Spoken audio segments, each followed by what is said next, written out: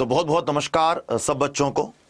SSC CHSL एक ऐसा exam है जिसके लिए लाखों बच्चे फॉर्म भरते हैं, यानी कि हर साल चाहे वैकेंसी 5000 आए, 4000 आए, 3000 आए या फिर 1211 वैकेंसी ही क्यों ना हो, 32 लाख, 33 लाख, 35 लाख, 38 लाख ये नंबर रहता है बच्चों के फॉर्म भरने का। 2 अप्रैल को नोटिफिकेशन आने के चांसेस थे, लेकिन किसी वजह से नोटिफिकेशन डिले हो गई है और वेरी हाई चांसेस कि 2-4 दिन के अंदर हमें नोटिफिकेशन के बारे में क्लियर हो जाएगा। जैसे एग्ज़ाम की डेट जून और जुलाई दी गई है कि जून जुलाई में एग्ज़ाम होगा, तो अकॉर्डिंग टू मी जो मुझे लग रहा है ऐसा हो सकता है कि जुलाई के पहले वीक में आपको CHSL का एग्ज़ाम होता हुआ नज़र आए। तो हमारे पास लगभग अभी 85 से 90 दिन का समय है और इसीलिए हमने YouTube की क्लासेस को स्टार्ट कर दिया है, जिससे कि सारे बच्चे आज से ही तैयारी में लग जाएं। और हमारा ऑब्जेक्टिव यही है कि 1 बजे से लेकर आपकी जो 6 बजे तक ये क्लास चलेगी, mathematics, reasoning, English, GS, you will get everything. And यही ऑब्जेक्टिव है कि बहुत सारे बच्चों का सिलेक्शन कराया जाए पिछली बार की तरह। तो आज हम CHSL के एकलव्य YouTube बैच में GK और GS का एक इंट्रोडक्शन में लेके आया हूं। बहुत सारे बच्चों को क्लियर नहीं होता कि सर हमने GK GS में क्या पढ़ना है, क्या करना है। तो एक बात तो पहले सुन लीजिए कि आपकी डेली 3 बजे GK GS की क्लास होगी CHSL के एग्जाम के लिए, राइट। लेकिन आज हम सिर्फ एक बेसिक इंट्रोडक्शन लेके चलेंगे और आपने एग्जाम में तैयारी कैसे करनी है उसकी बात करेंगे, राइट। चलिए इसी के साथ साथ let's start the class. First of all हम लोग बात करेंगे एग्जाम के पैटर्न के बारे में। अगर मैं CHSL के एग्जाम के पैटर्न के बारे में बात करूं तो एक आपका होगा टीयर 1, एक आपका होगा बेटा टीयर 2। 2 टीयर में एग्जाम होता है। टीयर 1 आपका सिर्फ क्वालिफाइंग रहेगा कि जो बच्चा इसे क्वालिफाई करेगा उसको ही टीयर 2 देने का मौका मिलेगा। टीयर 2 में आपके 3 सेक्शन है, सेक्शन 1, सेक्शन 2 और सेक्शन 3। तो आपने क्या देखना है इसमें कि सेक्शन 1 और सेक्शन 2 जो कि टोटल 360 मार्क्स का है, आपकी जो फाइनल मेरिट लिस्ट बनती है वो आपकी 360 मार्क्स से ही बनेगी। और सेक्शन 3 आपका सिर्फ क्वालिफाइंग रहेगा। सेक्शन 3 आपका सिर्फ क्वालिफाइंग रहेगा। तो जो बच्चा टीयर 1 पास करेगा उसको टीयर 2 देने का मौका मिलेगा। टीयर 2 में सेक्शन 1 और सेक्शन 2 में आपकी मेरिट लिस्ट या फाइनल कट ऑफ बनेगी, लेकिन सेक्शन 3 आपको क्वालिफाई करना पड़ेगा। सेक्शन 3 में कंप्यूटर का पार्ट आ जाता है, डेटा एंट्री का स्किल टेस्ट आ जाता है, ठीक है। तो अगर हम बात करें एग्जाम के पैटर्न की, ये हमारे टीयर 1 का पैटर्न है, जहां पर आपको इंग्लिश, मैथ, रीजनिंग और जनरल अवेयरनेस के हर सब्जेक्ट के 25, 25, 25 और 25 क्वेश्चन देखने को मिलेंगे। यानी कि टोटल हमारे पास 100 क्वेश्चन है। एक क्वेश्चन 2 नंबर का है, यानी कि 100 क्वेश्चन 200 मार्क्स। और यहां पर आपकी नेगेटिव मार्किंग रहेगी 1/4 की। क्या रहेगी बेटा? नेगेटिव मार्किंग रहेगी 1/4 की, ठीक है। अब पूछते हैं बच्चे के सर टीयर 1 की कट ऑफ क्या जाती है? तो टीयर 1 की कट ऑफ लास्ट ईयर थी 153। 200 में से 153 नंबर जिसके आए थे उसी को ही टीयर 2 देने का मौका मिला था, ठीक है भैया। चलिए अब आते हैं टीयर 2 पे। ये हमारे टीयर 2 का पैटर्न है। जैसे मैंने बोला आपको अभी कि इसको सेक्शन 1, सेक्शन 2 और सेक्शन 3 में डिवाइड किया गया। सेक्शन 1 और सेक्शन 2 जहां पर आपके मैथमेटिक्स के 30 क्वेश्चन, रीजनिंग के 30 क्वेश्चन, सेक्शन 2 में इंग्लिश के 40 क्वेश्चन और GS के 20 क्वेश्चन। 60 क्वेश्चन यहां आ रहे हैं, 60 क्वेश्चन यहां आ रहे हैं। यहां पर एक क्वेश्चन 3 नंबर का है, यानी कि ये जो 180 प्लस 180 आपके 360 नंबर है, इससे आपकी फाइनल मेरिट लिस्ट या कट ऑफ बनेगी। इसके अलावा कंप्यूटर 15 क्वेश्चन और आपका सेक्शन 3 का स्किल टेस्ट, ये दोनों आपके बच्चे सिर्फ क्वालिफाइंग रहेंगे, लेकिन इसको क्वालिफाई करना बहुत जरूरी है। मानो किसी बच्चे ने 360 में से 360 नंबर ले आया और उसका ये वाला सेक्शन 3 क्वालिफाई नहीं हुआ, तो इन मार्क्स का कोई मतलब नहीं है, आपका फाइनल लिस्ट में नाम नहीं आएगा, ठीक है। इसी के साथ साथ अगर हम बात करें कि हम आपके लिए सीएचएसएल में क्या करने वाले हैं। हमने आपके लिए एक YouTube पर क्लासेस स्टार्ट कर दी हैं, जहां पर आपको हर सब्जेक्ट के क्वेश्चंस की प्रैक्टिस कराई जाएगी। फिर हमने आपके लिए एक सीएचएसएल का कोर्स भी लॉन्च कर दिया है। हमारी एप्लीकेशन पर जाकर आप कोर्स ले सकते हैं। इसकी बात हम क्लास के बिल्कुल एंड में करेंगे। यह हमारा YouTube का टाइम स्केड्यूल है। 1 बजे मैथमेटिक्स, 2 बजे इंग्लिश, 3 बजे मैं जीके जीएस लेकर आपके लिए आऊंगा, 4 बजे रीजनिंग और 5 बजे बेटा साइंस। ठीक है, क्योंकि साइंस बच्चों को थोड़ा परेशान करता है, इसलिए हमने साइंस की भी एक क्लास अलग रखी है। इसके साथ साथ अब बात करेंगे हमारे जीके और जीएस के सिलेबस के बारे में। हम बात करेंगे अब जीके और जीएस के सिलेबस के बारे में। जब मैं जीके और जीएस के सिलेबस की बात करता हूं तो मैं करंट अफेयर को इसी में ऐड कर रहा हूं। ठीक है, तो मैं करंट अफेयर को इसी में ऐड कर रहा हूं। राइट, जिस चीज की बात चल रही है अभी उस पर ध्यान दो। मतलब उल झुलूल की बातें तो लोग कर लेते हैं, लेकिन अभी सिर्फ इसको सुनो, सब बताऊंगा कि कैसे प्रॉब्लम सारी सॉल्व हो जाएंगी। ठीक है, प्लीज स्पैम मत करो कि बाकी बच्चे नहीं बात नॉर्मली पूछ सके। ठीक है, जैसे इसके 3 पार्ट हैं। एक इसका पार्ट है करंट अफेयर्स, एक इसका पार्ट है करंट अफेयर्स। ठीक है, एक इसका पार्ट है हमारा स्टैटिक जीके, एक हमारा इसका पार्ट है जो बाकी हमारे सब्जेक्ट बच जाते हैं, जैसे हिस्ट्री, पॉलिटी, ज्योग्राफी। ज्योग्राफी के साथ अगर मैं आगे बढ़ूं तो आपका इकोनॉमिक्स और आपका साइंस। अगर मैं लास्ट पेपर की बात करूं तो करंट अफेयर आपको 2023 का पढ़ना है और आपको करंट अफेयर 2024 का भी पढ़ना है। लास्ट पेपर में जो पेपर 2023 को हुआ था उसमें 2023 और 2022 और 2021 तक के भी क्वेश्चंस आए थे, तो आपने करंट अफेयर लेके चलना है। स्टैटिक जीके के अंदर क्या क्या टॉपिक्स इंपॉर्टेंट हैं मैं आपको आज बताऊंगा भी सही, और हम साथ साथ आगे भी इसके बारे में बात करते हुए चलेंगे। ठीक है, हमारे सब्जेक्ट हैं history, polity, geography, economics, science. Sir current affair के कितने क्वेश्चन आते हैं टीयर 1 के अंदर? देखो 5 से लेकर 7 क्वेश्चन आपके करंट अफेयर के आ सकते हैं। इसके अलावा आपके स्टैटिक जीके और जीएस से आते हैं। राइट, यानी कि 20 क्वेश्चन इसमें से आएंगे और 5 क्वेश्चन करंट अफेयर के आपके आ सकते हैं। 5 से लेकर 7, वो 7 का 8 भी हो सकता है, 6 भी हो सकता है। ठीक है, वो डिपेंड करता है आपके एग्जामिनर के ऊपर।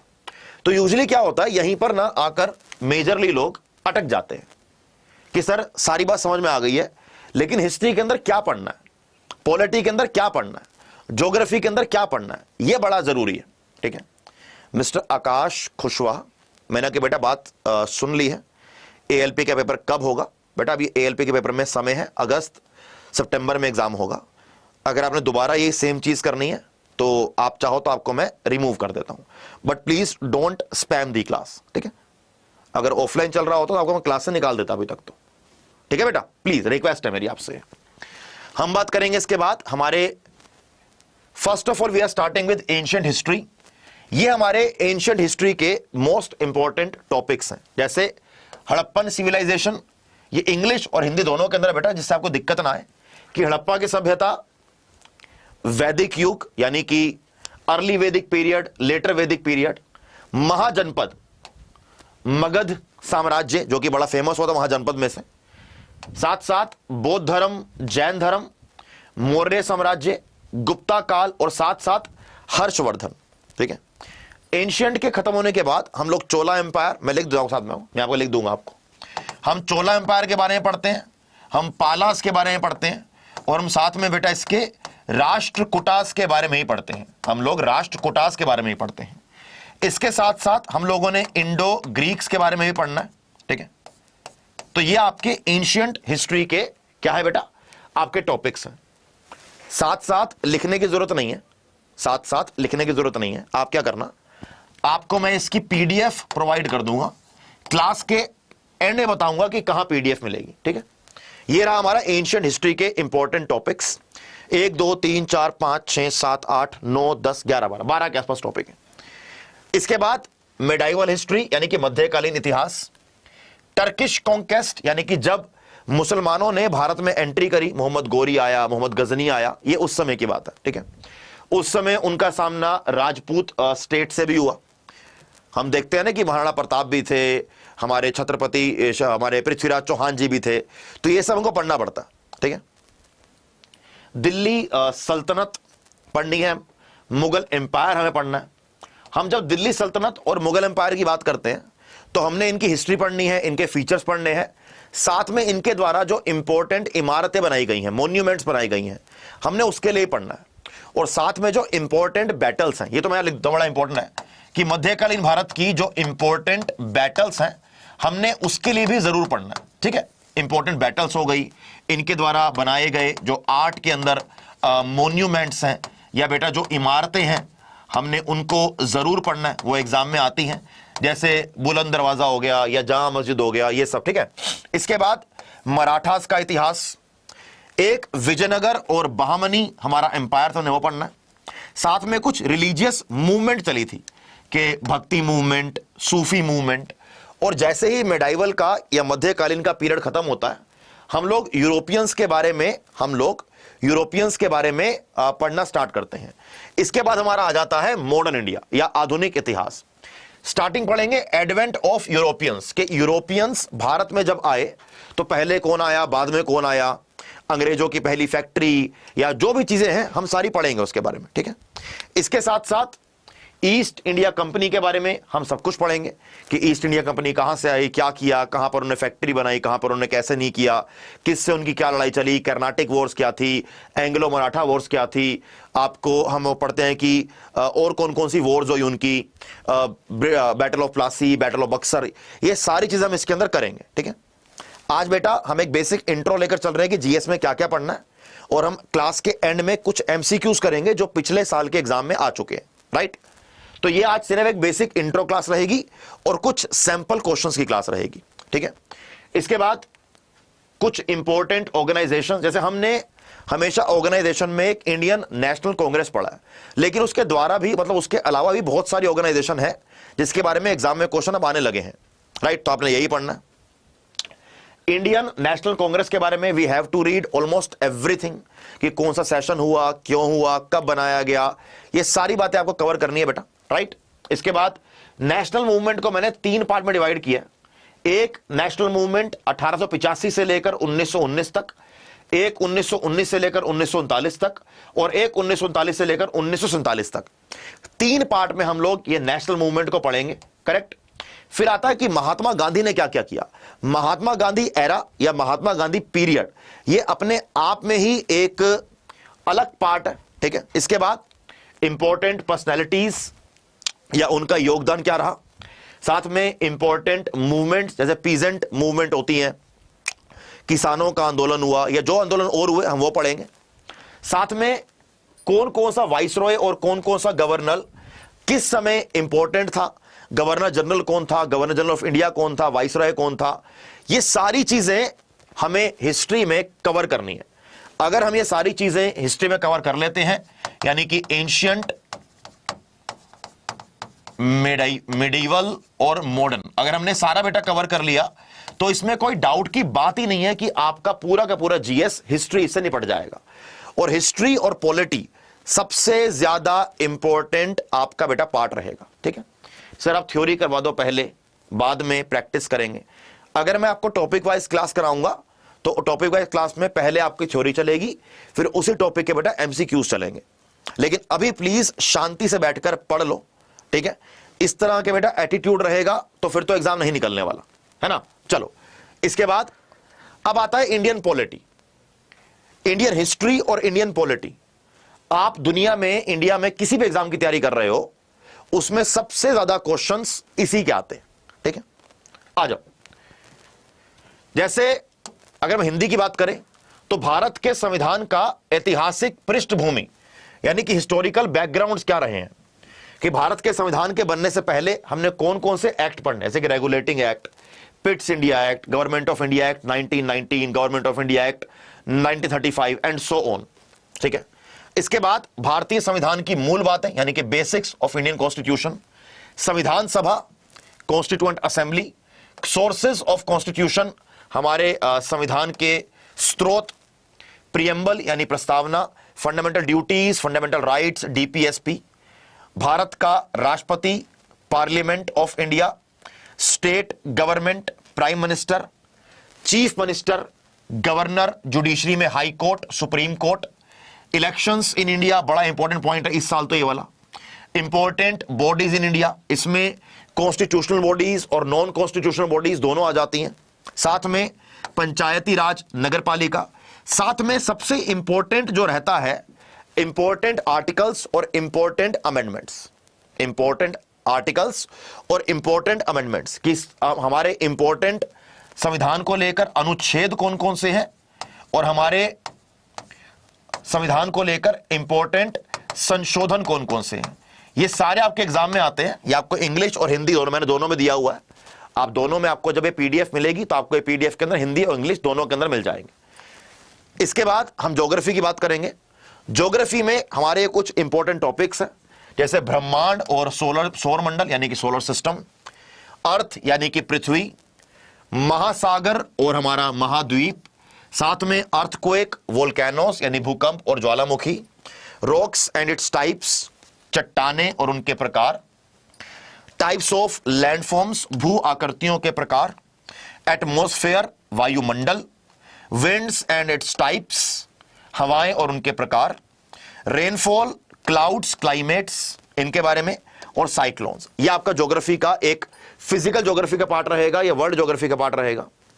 साथ साथ जब मैं इंडिया की बात करूंगा तो भारत की ज्योग्राफी के भौतिक विशेषता यानी कि basics of Indian geography, right, Bharat की नदियां, भारत की जलवायु, भारत का मॉनसून, भारत के अंदर पाए जाने वाले जंगल, भारत के अंदर पाए जाने वाले नेचुरल वेजिटेशन, प्राकृतिक वनस्पतियां, भारत में मिट्टी किस प्रकार की पाई जाती है, भारत में कृषि किस प्रकार क्या होता है, भारत के में खनिज पदार्थ कौन कौन से पाए जाते हैं, भारत के अंदर और वर्ल्ड के अंदर पाई जाने वाली इंपॉर्टेंट लेक्स यानी कि इंपॉर्टेंट झील्स, साथ साथ भारत में और वर्ल्ड के अंदर पाई जाने वाली इंपॉर्टेंट पीक्स यानी कि इंपॉर्टेंट जो हमारी पहाड़ों की चोटियां हैं, साथ साथ भारत में एग्रीकल्चर जो कि बहुत ज्यादा इंपॉर्टेंट आजकल पार्ट है, क्योंकि आपने देखा होगा कि एमएसपी को लेकर पूरे भारत में कहीं ना कहीं न्यूज में चला है सब कुछ, और साथ साथ मतलब ऐसे पॉइंट जो न्यूज में है और अगर वो आपके जीएस का एक टॉपिक है, राइट, तो क्या होता है कि वो चीजें आने के चांसेस बढ़ जाते हैं।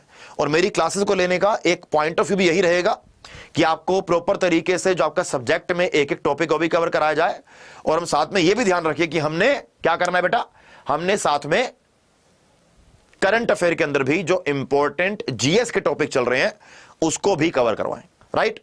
इसी के साथ साथ हमारा यहां पर ज्योग्राफी निपट जाता है। नेक्स्ट हमारा इकोनॉमिक्स रहेगा। इकोनॉमिक्स एक ऐसा सब्जेक्ट है जो बच्चों के सर के ऊपर से निकलता है और बच्चे कहते हैं कि सर ये मैं कैसे पढ़ूं, और बहुत सारे लोगों को लगता है कि economics is not a difficult, it is not an important subject. But आपको मैं क्लियर कर दूं, लास्ट ईयर सीएचएसएल की हर शिफ्ट में लगभग 3 से लेकर 5 क्वेश्चन इकोनॉमिक्स के आए थे और उतने ही क्वेश्चन पॉलिटी के आए थे। तो लास्ट ईयर जितना इंपॉर्टेंस पॉलिटी का था उतना ही बेटा इंपॉर्टेंस इकोनॉमिक्स का भी था, उतना ही ज्योग्राफी का था, उतना ही हिस्ट्री का था और उतना ही साइंस का था। तो हम जीएस के किसी भी पोर्शन को इग्नोर नहीं कर सकते। इकोनॉमिक्स में अर्थव्यवस्था की मूल बातें यानी कि basics of economics, introduction of economics, macro economics क्या होता है, माइक्रो इकोनॉमिक्स क्या होता है, राइट, ये सारी बातें। इसके साथ अर्थव्यवस्था के क्षेत्र या अर्थव्यवस्था के इकोनॉमिक सिस्टम कौन कौन से होते हैं, भारत में पंचवर्षीय योजनाएं, साथ साथ इसके बाद पहले प्लानिंग कमीशन था, अब भारत में नीति आयोग आ गया तो उसके बारे में जरूर पढ़ेंगे बेटा। राष्ट्रीय आय क्या होती है, राष्ट्रीय आय कैसे निकालते हैं, जैसे कि हमारा जीडीपी हुआ, जीएनपी हुआ, एनडीपी हुआ, फैक्टर कॉस्ट हुआ, राइट, फैक्टर कॉस्ट हुआ, मनी मार्केट, मनी हमारा मार्केट प्राइस हुआ। तो ये सारी बातें हम लोग करेंगे। इसके साथ साथ money market, capital market, stock market, मुद्रा बाजार, पूंजी बाजार, ये हम जरूर पढ़ेंगे। सबसे important chapter banking in India, कि भारत में बैंकिंग सिस्टम कैसे काम करता है, रिजर्व बैंक ऑफ इंडिया कैसे काम करता है, मॉनेटरी पॉलिसी क्या होती है, फिस्कल पॉलिसी क्या होती है, ठीक है, ये सारा भी। बजट, बजट में जो इस साल का बजट इंटरिम बजट आएगा या जो आपके एग्जाम पहले हो जाएगा, आपका जो मेन बजट आपको नहीं पढ़ना पड़ेगा, हम सिर्फ इंटरिम बजट ही लेकर चलेंगे, ठीक है, हम सिर्फ इंटरिम बजट ही लेकर चलेंगे। तो बजट का एक बेसिक यानी कि थ्योरी और साथ साथ जो करंट के अंदर बजट हमारा है बेटा, हम उसको जरूर कवर करेंगे। इसके साथ साथ इन्फ्लेशन यानी कि महंगाई, मुद्रास्फीति, अनएम्प्लॉयमेंट, बेरोजगारी और उसके प्रकार, साथ साथ पॉवर्टी यानी कि गरीबी, ये रहेगा हमारा इकोनॉमिक के कुछ पॉइंट। और कुछ हमारे टॉपिक के में ये रहेंगे कि आर्थिक संस्थाएं यानी कि इंडिया की भी और साथ साथ इंटरनेशनल ऑर्गेनाइजेशन भी। आई थिंक जो बच्चे तैयारी कर रहे हैं उनको आइडिया होगा कि एग्जाम में हमेशा इंटरनेशनल ऑर्गेनाइजेशंस की फंक्शंस, उनके रिपोर्ट्स और उनके हेडक्वार्टर्स जरूर आते हैं। तो आपने इकोनॉमिक इंस्टीट्यूशंस जरूर पढ़ने हैं, साथ साथ इकोनॉमिक्स से related important government schemes, important indexes, जैसे अभी एक वर्ल्ड हैप्पीनेस रिपोर्ट आई, भारत का 126 मेरे ख्याल से नंबर है। तो इस तरीके से चीजें आपसे पूछी जाती हैं एग्जाम के अंदर। साथ साथ इकोनॉमिक्स को लेकर इंपॉर्टेंट टर्मिनोलॉजीज, सर जैसे इन्फ्लेशन क्या होता है, जैसे स्क्यूफ्लेशन क्या होता है, जैसे डिसफ्लेशन क्या होता है, ठीक है, जैसे आपका फिलिप्स कर्व क्या होता है, जैसे आपका फिलिप्स कर्व क्या होता है, जैसे डिमांड एंड सप्लाई क्या होती है, जैसे आपका मतलब इसमें जैसे डिस्गाइज्ड अनएम्प्लॉयमेंट क्या होती है। तो इंपॉर्टेंट टर्म्स आपको इसके अंदर बेटा कवर करनी पड़ेंगी, ठीक है भाई, सीधी बात तो ये वाली है। इसके बाद हमारा स्टैटिक जीके का पार्ट है। स्टैटिक जीके वो चीज होती है जो कभी चेंज नहीं होती, जो कभी चेंज नहीं होती है। जैसे भारत में राज्यों के अकॉर्डिंग उनके डांस, उनके म्यूजिक और उनके फेस्टिवल्स वही के वही रहेंगे। भारत के अंदर प्रथम कि पहला प्रधानमंत्री कौन था, पहला राष्ट्रपति कौन था, पहला साइंटिस्ट कौन था, या पहला ऐसे मानकर चलो कि होम मिनिस्टर कौन था, मानकर चलो कि पहला आरबीआई गवर्नर कौन था, ये सब बातें वो कभी चेंज थोड़ी होगा, राइट। उसके बाद इंपॉर्टेंट बुक्स और उनके ऑथर्स, और जो भारत के अंदर बड़े लेवल पर खेल की ट्रॉफियां होती हैं, जैसे रणजी ट्रॉफी है, रणजी ट्रॉफी क्रिकेट से रिलेटेड है, तो डेफिनेटली हम करेंगे उसको। इंपॉर्टेंट बुक्स हमारे और ऑथर्स हो चुके हैं, इंपॉर्टेंट अवार्ड्स और उनके विनर्स, ये इस साल के करंट भी आते हैं और ये बेटा पुराने भी आते हैं, ठीक है, जो इंपॉर्टेंट है। फेमस पर्सनैलिटीज हमारे भारत को आजाद कराने में, आजाद कराने के बाद जिन जिन पर्सनैलिटीज ने एक इंपॉर्टेंट रोल प्ले किया है पूरे भारत को बनाने में, पूरे भारत को बनाने में, यहां पर आपका वो भी आता है। साथ में इंपॉर्टेंट डे, जैसे मंथली वाइज आपके इंपॉर्टेंट डेज आते हैं, जैसे आपका 8 मार्च है, 8 मार्च पे आपका इंटरनेशनल वुमेन डे होता है, तो आपसे ये चीजें पूछेंगे। इसके बाद इंपॉर्टेंट ऑर्गेनाइजेशंस, उनके हेडक्वार्टर्स, भारत की इंपॉर्टेंट झीलें, भारत की इंपॉर्टेंट नदियां कहां से निकलती हैं, कहां पर गिरती हैं, कौन सी झील बड़ी है, कौन सी झील छोटी है, कौन सी झील मीठे पानी की है, कौन सी झील आपके सेलाइन वाटर की है। साथ साथ इंपॉर्टेंट पीक्स, कौन से नदी के तट पर कौन से शहर बसे हुए हैं, ये क्वेश्चन एग्जाम में कई बार आने लगे हैं। लास्ट पार्ट लेकर चलूंगा हमारे साइंस का। साइंस के 3 पार्ट है बेटा, फिजिक्स, केमिस्ट्री और बायोलॉजी। ये कुछ इंपॉर्टेंट टॉपिक्स है साइंस, फिजिक्स, केमिस्ट्री, बायोलॉजी के, जैसे motion, force and gravity, heat and electricity, magnetism, pressure, work, sound, unit of measurement, ये आपका फिजिक्स का हो गया। केमिस्ट्री में ऐसा यूनिट्स बहुत ज्यादा एग्जाम में आता है, ठीक है, डेफिनेशंस बहुत सारे एग्जाम में आती हैं। साथ में एटम्स, मॉलिक्यूल्स, एलिमेंट, ये एग्जाम में आते हैं। एलॉयज एग्जाम में आते हैं। कॉम्पोजिशन ऑफ केमिकल्स एग्जाम में आते हैं। बायोलॉजी में प्लांट्स के पार्ट्स, एनिमल किंगडम आपका एग्जाम में आता है। आपका बोटनी के बेसिक्स एग्जाम में आते हैं। ह्यूमन बॉडी, उसके पार्ट, उसके फंक्शन एग्जाम में आते हैं। एनिमल पार्ट उसके एग्जाम में आते हैं। प्लांट का पार्ट एग्जाम में आता है। Plant kingdom, animal kingdom basic exam में आते हैं। डिजीजेस, वाइटामिन्स बेसिक को लेकर, एनवायरमेंट, ये आपके एग्जाम में बायोलॉजी में काफी आता है, ठीक है। इसके बाद जो मैं से नेक्स्ट बात करने वाला हूं, नेक्स्ट हम लोग करेंगे कुछ ऐसे 5 क्वेश्चंस जो हमारे CHSL के प्रीवियस एग्जाम्स में आए हैं, आपको एक बेसिक आइडिया देने के लिए कि क्वेश्चन किस टाइप के आते हैं। तो आप में से जो बच्चा क्लास के अंदर अभी है, आप मेरे को इस क्वेश्चन का आंसर दो कि on which day is constitution day celebrated every year in India, यानी कि भारत में हर साल संविधान दिवस किस दिन मनाया जाता है। भारत में हर साल संविधान दिवस किस दिन मनाया जाता है, बताइए। सिंपल क्वेश्चन है, A, B, C या D, क्या बोलना चाहेंगे? Very good. जैसे हमारे भारत में संविधान दिवस मनाया जाता है, हमारे भारत में एक संविधान सभा बनाई गई थी, हमारे भारत में एक संविधान सभा बनाई गई थी 1946 में। संविधान सभा का काम था भारत का संविधान बनाना या भारत का कॉन्स्टिट्यूशन बनाना। उन्होंने 26 नवंबर 1949 को भारत का संविधान बनाकर भारत के लोगों को संविधान गिफ्ट कर दिया था, ठीक है।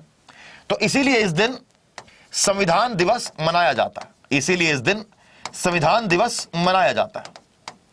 लेकिन इस संविधान को लागू किया गया 26 जनवरी को, इसीलिए 26 जनवरी को गणतंत्र दिवस मनाते हैं। But the correct answer is 26 November is the correct answer. ये आपके CHSL के शायद 2021 के एग्जाम में ये क्वेश्चन आया था, ठीक है।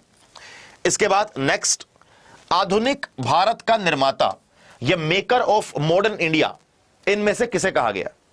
यह भी क्वेश्चन आपके CHSL के प्रीवियस ईयर पेपर में आया था। And yes, the correct answer is definitely Raja Ram Mohan Roy is the correct answer. Raja Ram Mohan Roy is the correct answer. जब मैं आपसे राजा राम मोहन रॉय की बात करता हूं तो दो चार बातें जरूर आपको पता होनी चाहिए कि इनको राजा का टाइटल अकबर, इनको राजा का टाइटल अकबर सेकंड के द्वारा दिया गया था। साथ साथ अगर हम आगे बढ़े तो 1815 में इन्होंने आत्मया समाज की स्थापना करी थी, इन्होंने आत्मया समाज की स्थापना करी थी। फिर उन्होंने 1828 में इसका नाम चेंज करके इसको ब्रह्म समाज या ब्रह्मो समाज इसको नाम दिया गया। करेक्ट, तो इस बात को ध्यान रखेंगे। तो yes, definitely this is the correct answer.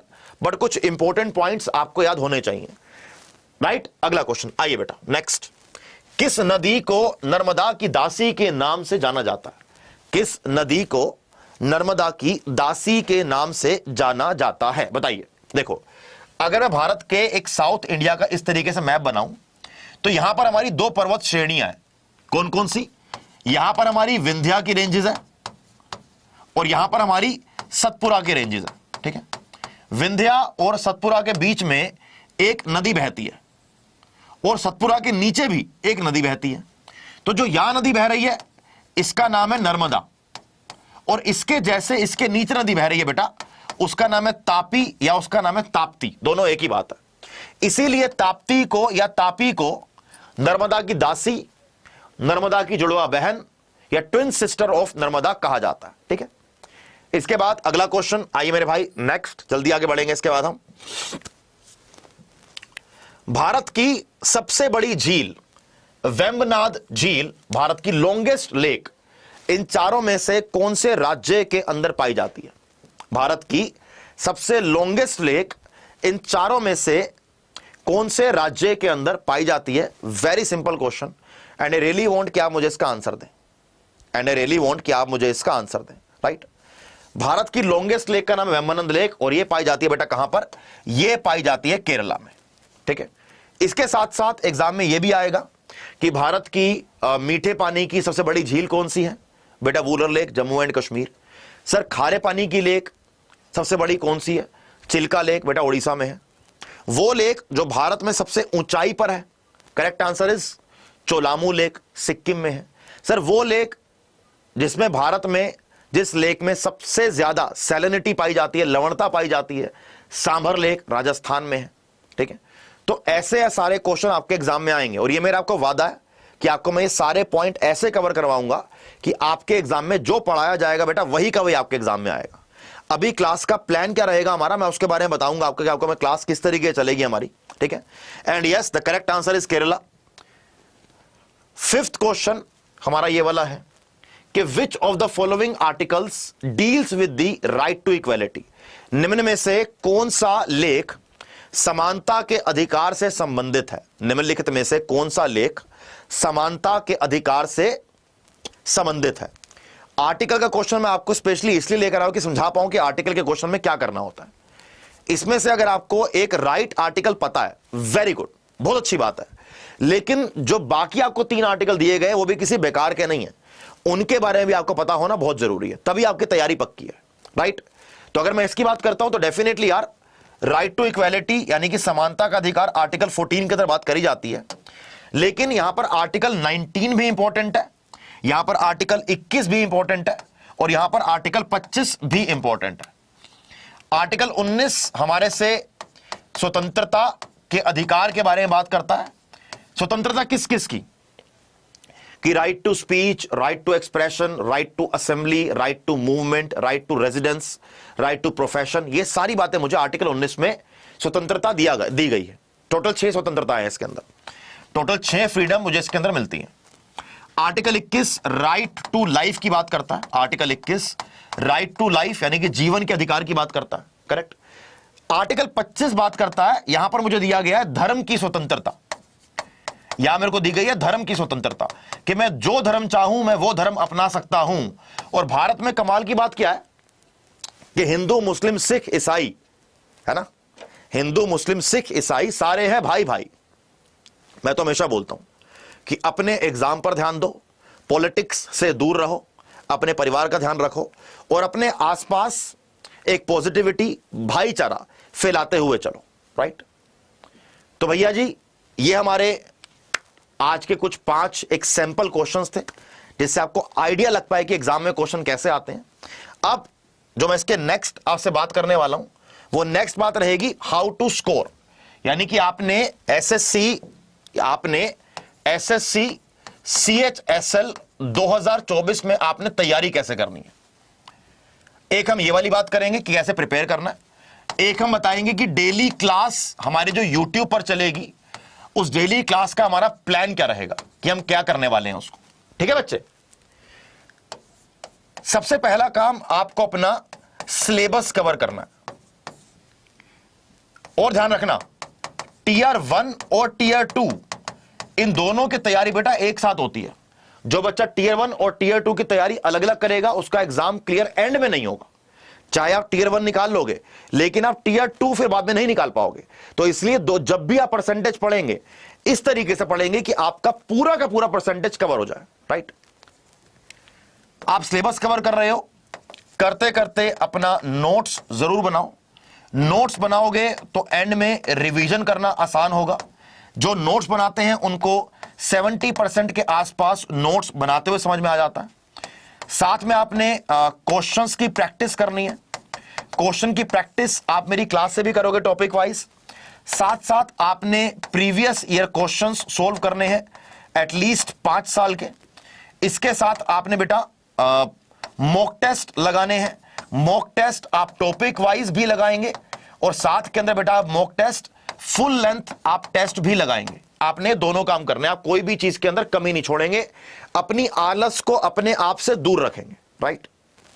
अब ये सब करने के लिए, आपका सिलेबस कवर करने के लिए हमने आपके लिए एक बैच लॉन्च कर दिया है। जो बैच आपका 16 अप्रैल से आपका ये बैच चालू हो रहा है, जिसका एक मेन ऑब्जेक्टिव रहेगा आपके पूरे के पूरे सिलेबस को कवर करना। यह कवर करने के लिए आपको डेली लाइव क्लास मिलेगी।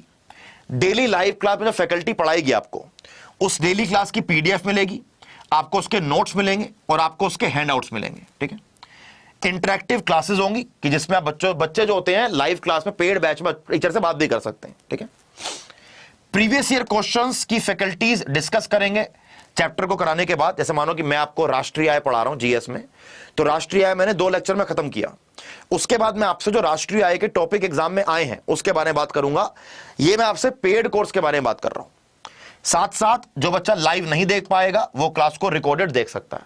तो ये हमारा एकलव्य SSC CHSL का Tier 1 और Tier 2 का बैच है, जहां पर आपको सारी फैकल्टीज आपके GS के लिए, रीजनिंग के लिए, इंग्लिश के लिए, मैथ के लिए और साथ साथ आपका बेटा यहां पर कंप्यूटर का भी पूरा का पूरा फाउंडेशन सिलेबस कवर कराया जाएगा। सर कैसे लेना है ये बैच? आप जाएंगे बेटा हमारी वेबसाइट पर या जाएंगे हमारी एप्लीकेशन पर। आपने जाना है बेटा यहां पर ऑल कोर्सेज SSC का CHSL, ठीक है। यहां पर आपको दिख रहा होगा कि एकलव्य बैच। ये एकलव्य बैच आपके Tier 1 और Tier 2 ये दोनों के लिए है। ये एकलव्य बैच आपका Tier 1 और Tier 2 दोनों के लिए है, ठीक है। जहां पर आपका पूरा का पूरा सिलेबस कवर कराया जाएगा। इन सारी फैकल्टीज के द्वारा आपको मेंटरशिप और गाइडेंस दी जाएगी और यह बैच ऐसा रहेगा जिसमें आपका डेफिनेटली आपका एग्जाम कवर होगा, ठीक है। अगर आपको लगता है कि आपने इस बैच में जुड़ना है अपना सिलेबस कवर करने के लिए, आप बाय नाउ पर क्लिक करेंगे, यहां पर लगाएंगे डिस्काउंट कोड Y724, आप इसको अप्लाई करेंगे बेटा, और आपको सिर्फ 1287 रुपए की फीस में, आपको सिर्फ 1287 रुपए की फीस में SSC CHSL का एकलव्य बैच मिल जाएगा। Y724 आपका डिस्काउंट कोड लगाना है। ये डिस्काउंट कोड लगाते ही आपको ये फीस नहीं देनी, आपको सिर्फ ये फीस देनी है। और जो बच्चा Y724 डिस्काउंट कोड लगाकर एकलव्य बैच में जुड़ेगा, उसका टियर 1 और टियर 2 दोनों का सिलेबस कवर होगा।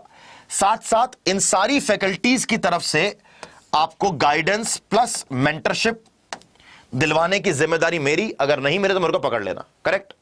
साथ साथ 1000 MCQs की मैंने आपके लिए एक ई बुक बनवाई है, जहां पर आपको मैंने मैथ, रीजनिंग, इंग्लिश और जीएस में 1000 most important, most repeated questions मैंने इसमें ऐड करवाए हैं। अगर आप Y724 डिस्काउंट कोड लगाते हो तो मेरी तरफ से आपको वो एज अ गिफ्ट, सिंपल। ये रही बेटा पेड बैच की बात, जो आप पेड बैच में जुड़ सकते हैं। फिर आती है बात कि हमारी जो YouTube की क्लास चलेगी सर, उसकी प्लानिंग क्या है। देखो, हम जब YouTube क्लास की बात करते हैं ना बेटा, हमने जब यहां पर YouTube क्लास की बात करनी है, स्पेशली YT की क्लास जो मेरी चलेगी बेटा जीके और जीएस के लिए, वो चलेगी डेली 3 PM, ठीक है। आपने क्या करना है, आपने इससे पहले एक काम करना है, क्लास से पहले आपने एक रजिस्टर बनाना है। आप एक बनाएंगे रजिस्टर, जहां पर लिखेंगे आप सबसे ऊपर CHSL 2024, ठीक है। फिर लिखेंगे यहां पर आप साहिल मदान YouTube के, YouTube के यहां पर हमने एक्स्ट्रा नोट्स हमने इस रजिस्टर में लिखने हैं, क्योंकि मेरी क्लास में हमारे क्वेश्चन को डिस्कस करते हैं, ऐसा नहीं कि टिक किया और आगे बढ़ गए, ऐसा नहीं होगा।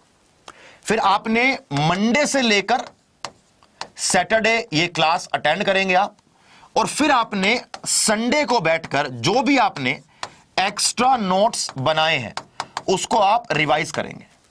मेरी माने तो आप YouTube पर किसी की भी क्लास अटेंड करते हैं तो एक रजिस्टर उसको बनाकर चलिए, और ये रजिस्टर आपके बहुत ज्यादा काम आएगा, क्योंकि बिना रजिस्टर के आप आगे नहीं कर पाएंगे, करेक्ट। इसके साथ साथ क्लास की प्लानिंग क्या रहेगी, हम हर क्लास में एक टॉपिक कवर करेंगे, ठीक है। एक टॉपिक जीएस का कवर करेंगे, मानो कि 10 दिन पॉलिटी चले, 10 दिन पॉलिटी के टॉपिक कवर कर रहे हैं, प्लस हम उसके साथ हर क्लास में एक स्टैटिक जीके का टॉपिक कवर करेंगे। साथ में हम उस दिन के डेली इंपॉर्टेंट करंट अफेयर्स भी कवर करेंगे, ठीक है। ये मेरी YT क्लास की बात है। डेली 3 बजे 1 घंटे की क्लास चलेगी। अराउंड 40 से लेकर 50 क्वेश्चन हम हर क्लास में कवर करने वाले हैं। एक टॉपिक जीएस का, एक स्टैटिक जीके का, और डेली इंपॉर्टेंट के करंट अफेयर के क्वेश्चंस, ठीक है। जैसे मानो हमने एक दिन प्रेसिडेंट का टॉपिक कवर किया पॉलिटी में, हमने स्टैटिक जीके में डांसेस का टॉपिक कवर किया, और हमने 5 क्वेश्चन इंपॉर्टेंट करंट अफेयर के करे। ये हमारा YT की क्लास का एक क्या रहेगा बेटा, हमारा एक प्लानिंग रहेगी। जब तक CHSL का एग्जाम नहीं हो जाता तब तक सेम प्लानिंग से आपकी क्लास चलेगी। अब जो बच्चा चाहता है पेड बैच में जुड़ना, वो पेड बैच ज्वाइन कर सकता है, और जो बच्चा चाहता है YT पे क्लास अटेंड करना, बेटा YT पे क्लास अटेंड कर सकता है। YT पर आप मुझसे क्लियरली पूछो तो पूरी तैयारी नहीं हो सकती, क्योंकि आपको पेड बैच में रीजनिंग, मैथ, इंग्लिश, जीएस के सब सब्जेक्ट की, करंट अफेयर की, कंप्यूटर की फाउंडेशन से, बेसिक से क्लास कराई जाएगी। YouTube पर आपको टॉपिक वाइज प्रैक्टिस कराई जाएगी। दोनों के अंदर बहुत फर्क है, राइट। तो आज हम इसको इतना ही रखेंगे। आप में से अगर कोई बच्चा पेड बैच लेना चाहता है तो हमने पेड बैच के बारे में पूरी बात कर ली है, जहां पर आपको एकलव्य बैच के अंदर ये आपको क्लासेस मिल जाती हैं। कुछ बच्चे CHSL का महापैक लेना चाहते हैं, तो CHSL में जाएंगे आप, यहां पर आप CHSL के महापैक पर क्लिक करेंगे। जो CHSL के महापैक की वैलिडिटी 12 महीने की है। जितने भी एकलव्य बैच आएंगे CHSL के एग्जाम तक, उससे पहले रिवीजन बैच आएगा, क्रैश कोर्स आएगा, वो आपको महापैक के अंदर मिल जाएगा। इसमें आपको 1000 घंटे की लाइव क्लास मिलेगी, topic wise, subject wise full length test, आपको टेस्ट सीरीज मिलेगी with current affair test. E books और वीडियोस। अगर आपको महापैक चाहिए तो बाय नाउ पर क्लिक करें, डिस्काउंट कोड वही है Y724, अप्लाई करेंगे, यह पड़ेगा आपको 2299 रुपए का, यह पड़ेगा बेटा आपको 2299 रुपए का, ठीक है। अगर सिर्फ CHSL के एकलव्या बैच में जुड़ना है तो वो कुछ 1287 रुपए की फीस में है। अगर महापैक चाहिए CHSL का टीयर 1 और टीयर 2 के लिए तो बेटा वो 2299 की फीस में है। डिस्काउंट कोड दोनों पे सेम लगेगा Y724, करेक्ट। दोनों में आपको मेरी तरफ से 1000 MCQs की ई बुक मिल जाएगी, लेकिन वो तभी मिलेगी जब आप Y724 डिस्काउंट कोड लगाएंगे और मुझे पता लगेगा किसने डिस्काउंट कोड लगाया। और गाइडेंस और मेंटरशिप आपको दोनों के अंदर मिलेगी, तो टेंशन की बात नहीं है। जहां आपको लगे कि आप अफोर्ड कर सकते हो, कंफर्टेबल हो बेटा, वही लीजिए। मेरी एडवाइस रहेगी कि आप महापैक लीजिए, बाकी it's totally up to you. आज के लिए इतना ही। कल से दोपहर को 3 बजे डेली क्लास होगी और कल हम क्या करेंगे, कल हम मोस्ट इंपॉर्टेंट पॉलिटी के प्रीवियस ईयर क्वेश्चंस करने वाले हैं, राइट। आज के लिए इतना ही। All the very best to all of you. जय हिंद, बाय बाय।